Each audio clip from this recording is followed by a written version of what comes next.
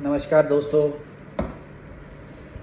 आज हम ज्योतिष शास्त्र के मायावी ग्रह राहु के बारे में बात करेंगे। राहु क्या है, राहु के क्या फल होते हैं, राहु को हम किस तरह प्लीज़ करके उसके असर किस तरह अच्छे ले सकते हैं।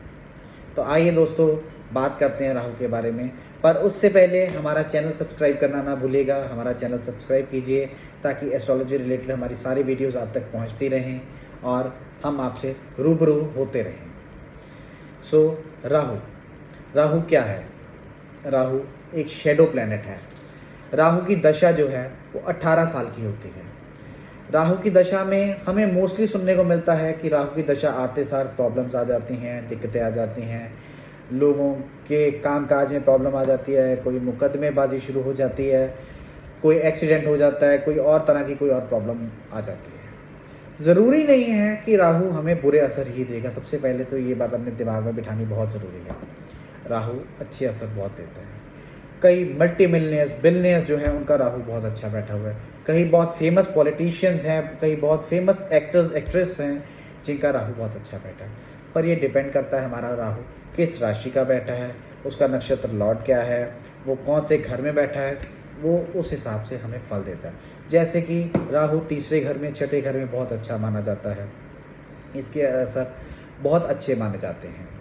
इस तरह ही प्राशर के हिसाब से अगर हम चलें तो वृषभ राशि में, मिथुन राशि में राहु बहुत अच्छे फल देता है। जो नक्षत्र हैं, नक्षत्र लॉर्ड हैं, आर्द्रा, स्वाति, शतभिषा, ये नक्षत्र लॉर्ड हैं। राहु का कलर कौन सा है? राहु अल्ट्रा वायलेट रेज से माना जाता है, जो कि हमारे लिए बहुत खतरनाक है। ये हमें दिखती नहीं है पर हमारे लिए बहुत इसका असर खतरनाक साबित होता है। आपको पता है जो स्नेक है, सांप, अल्ट्रा वायलेट रेज की फ्रीक्वेंसी से चलता है। मधुमक्खी अल्ट्रा वायलेट रेज की फ्रीक्वेंसी से चलती है। राहु दशा के आते सार जब हम किसी पंडित, किसी विद्वान, किसी एस्ट्रोलॉजर के पास जाते हैं, सबसे पहले वो आप में एक भय डालते हैं कि आपकी राहु की दशा शुरू हो गई है, तो आप इस दशा से बहुत सावधान रहिए। आपका एक्सीडेंट हो सकता है, आपका जेल यात्रा करनी पड़ सकती है, कोई और प्रॉब्लम हो सकती है, ऐसे कि कोई आपका डिवोर्स हो सकता है, ऐसे कि कोई प्रॉब्लम आपको बताएंगे जिससे आप बहुत भयभीत हो जाएंगे। राहु से भयभीत होने की ज़रूरत नहीं है। मोस्टली जो पंडित लोग हैं वो आपको गोमेद पहना देंगे कि गोमेद पहनी है, भैरों की पूजा कीजिए, शराब चढ़ाइए, सरस्वती माँ की पूजा कीजिए।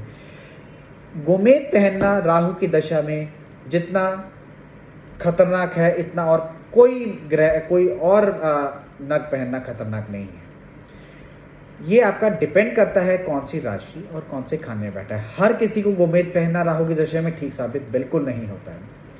कुछ लोगों का राहु उनके प्रोफेशनल हाउस में बैठा है, उनको प्रोफेशन में खराबी आती है, प्रोफेशन में डाउनफॉल आता है। कुछ लोगों का उनके बच्चों के चाइल्ड के खाने में बैठा, बच्चों के खाने में बैठा है, उनको बच्चे होने में प्रॉब्लम होती है अगर उनकी शादी नहीं हुई है। कुछ लोगों का राहु उनके पार्टनर हाउस में बैठा है, उनके लाइफ पार्टनर हाउस में बैठा है, तो उनकी मैरिड लाइफ में प्रॉब्लम्स शुरू हो जाती हैं। पर ज़रूरी नहीं है कि ये प्रॉब्लम्स उस ग्रह की आपको शुरू होगी ही होगी। ये डिपेंड करता है उस घर की राशि कौन सी है, क्या उसकी मित्र राशि है, क्या उसकी शत्रु राशि है, ये देखना बहुत ज़रूरी है। राहु हमारे जो गैजेट्स हैं, हमारे जो इलेक्ट्रॉनिक्स हैं, जो वीडियो गेम्स हैं, ये सब राहु से डिनोट होती हैं। कोई नई सोच, कोई नई इन्वेंशन, ये राहु से होती है। राहु अच्छे फल भी बहुत देता है और साथ में अगर खराब है तो बुरा असर भी बहुत देता है। जो राहु से अच्छा भला इंसान, जिसकी सबसे बनी बनाई होती है, बहुत अच्छा चल रहा होता है उसका बिजनेस, सब कुछ, राहु का पीरियड आते सार ही उसकी दुश्मनियाँ शुरू हो जाती हैं, उसका डाउनफॉल शुरू हो जाता है, एसिडिटी की प्रॉब्लम शुरू हो जाती है। वो सोचता रहता है हर वक्त, उसका नेगेटिविटी ज़्यादा सोचने करके उसके सिर में दर्द रहनी शुरू हो जाती है, उसका माइंडसेट ख़राब हो जाता है, उसकी सोचने समझने की क्षमता ख़राब हो जाती है। रात को नींद नहीं आती, 3-3, 4-4 घंटे लेटने के बाद उसको नींद आती है। सुबह उठने में बहुत तकलीफ़ होती है, सुबह उठना, टाइम से जल्दी उठना, सूर्य उदय के साथ उठना उसको बहुत मुश्किल लगता है। जबकि राहु की दशा में ये कहा गया है कि अगर आप 10 बजे से 11 बजे तक आप सो जाते हैं, तो 10 से 11 से लेकर रात को 2 और 3 बजे तक सबसे ज़्यादा राहु का असर तेज़ होता है। इस समय में अगर आप सो रहे होते हैं, इस समय में अगर आप सो रहे होते हैं तो राहु का नेगेटिव असर आप पर नहीं पड़ता है। ये हम हर एक को बताते हैं, पर जिनका राहु की दशा शुरू हुई है उनसे इस चीज़ को जानते हुए भी फॉलो करना बहुत मुश्किल हो जाता है। वो टाइम से नहीं सो पाते हैं, लेट सोते हैं।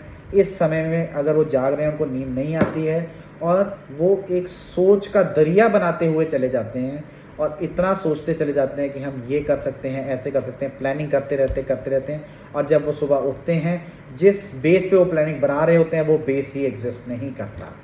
सो इससे उनका दिमाग और परेशानी की तरफ जाना शुरू हो जाता है। वो डिप्रेसिव सोचना शुरू हो जाते हैं, डिप्रेशन में चले जाते हैं। अगर आप इस समय में अगर राहु की आपकी दशा चल रही है तो आप पॉजिटिव सोचिए।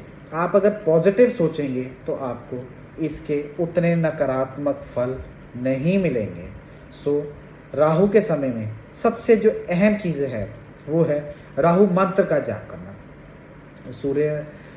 जब सूर्य ढलता है, जब शाम होती है, आपको अंधेरे का होता है कि हाँ अंधेरा हो गया है बाहर, तो उस समय आप अपने मंदिर में या एकांत में बैठ के राहु मंत्र का जाप करिए, जो कि है ओम भ्राम भ्रीम भ्रोम सह रावे नमः।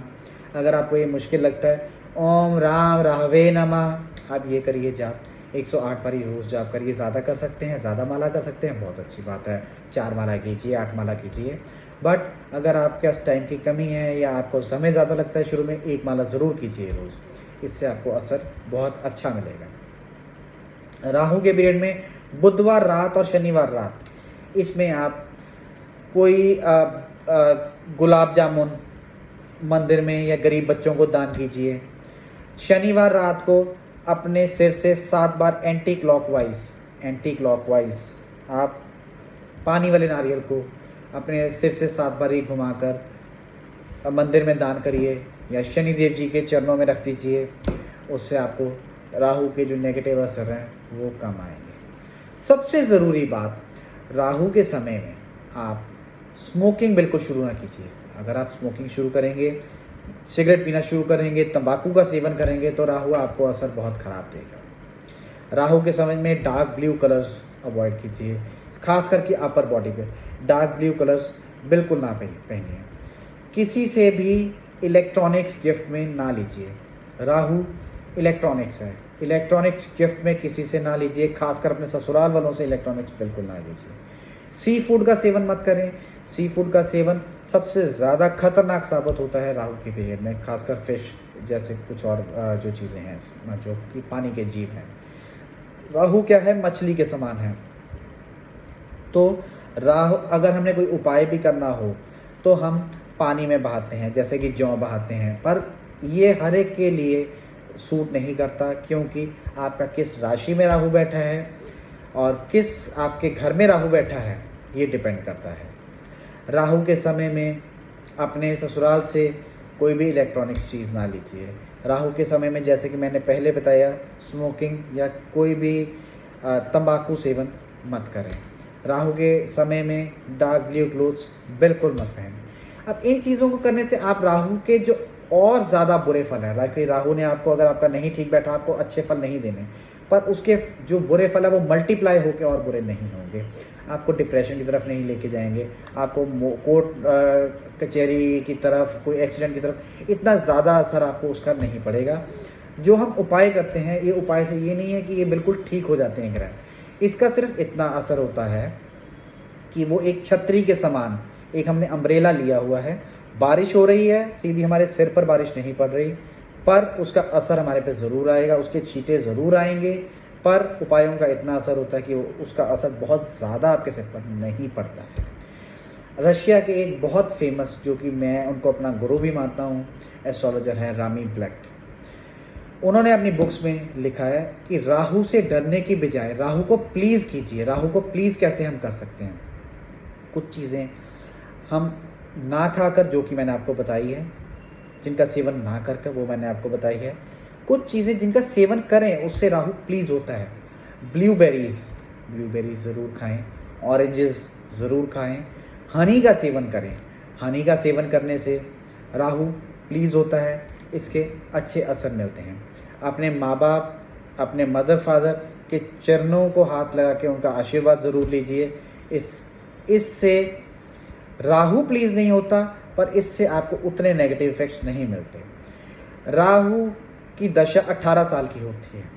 अब जब राहु में राहु आता है, तब वो एकदम से जिस पोजीशन में आप होते हैं, एकदम से वो डोल मटोल होनी शुरू हो जाती है, उसमें कुछ ना कुछ प्रॉब्लम शुरू हो जाती हैं। उसके बाद राहु में गुरु आता है, वो उतना असर बुरा नहीं डालता अगर आपका गुरु अच्छा बैठा है, डिपेंड करता है आपके गुरु की पोजीशन पे। उसके बाद राहु में शनि की पोजीशन आती है। राहु जो है शनि का चेले के समान है, तो राहु शनि आपको, अगर आपका शनि खराब है, राहु शनि आपको बुरे प्रभाव ज़्यादा देते हैं। उसके बाद आ जाती है आपकी राहु बुध की दशा। राहु में जब बुध की अंतर्दशा आती है तो उतने बुरे परिणाम नहीं मिलते हैं, पर फिर भी बहुत अच्छे परिणाम भी नहीं मिलते। उसके बाद राहु बुध के बाद आ जाती है आपकी राहु केतु की दशा। राहु केतु, वो धड़ और आपके धड़ का निचला हिस्सा, वो सारा कंप्लीट हो जाता है।